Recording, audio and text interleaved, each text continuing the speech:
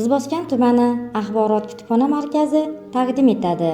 Aziz kitobxonlar, bugun sizlar uchun Yorqin Umarovning Xotinidan qo'rqmaydigan erkak kitobini o'qishga tavsiya etaman. Ushbu kitob 292 betdan iborat bo'lib, Toshkent Turon Zamin Ziyo nashriyotida 2015-yil chop etilgan. Aziz kitobxon, hajvchilarning maqsadi faqat kuldirish emas, balki kulgi haqidagi tasavvuringizni boyitish va didingizni tarbiyalashdir. Shu ma'noda kulgi haqida qisqagina so'z. Kulgining ikki xil turi bor: hazil va hajv. Rus tilida satira va yumor deyiladi. Hazil majoziy ma'noda yiqilgan odamning ustidan kulish bo'lsa, hajv uning yiqilishiga sabab bo'lgan odamning ustidan kulish deyiladi.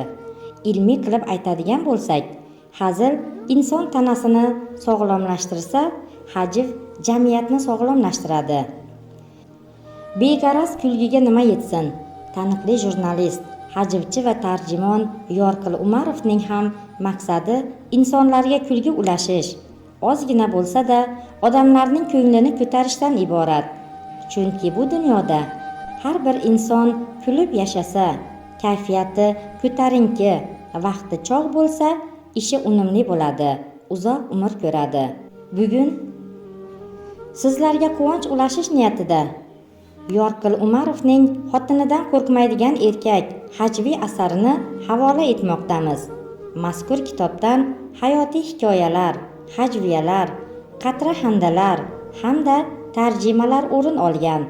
Mashhur qoraqalpoq satirik hajvchilari Murodboy Nizanov, Sayloboy Jumag'ulov va Ahmed Aqnazarovlarning ichak uzda hajviya va yumorlarini o'zbek tiliga maromiga yetkazib o'girgan Yorqin Umarovning ko'p yillik ijodiy mehnatiga siz, aziz kitobxonlar, haqqoniy baho berasizlar.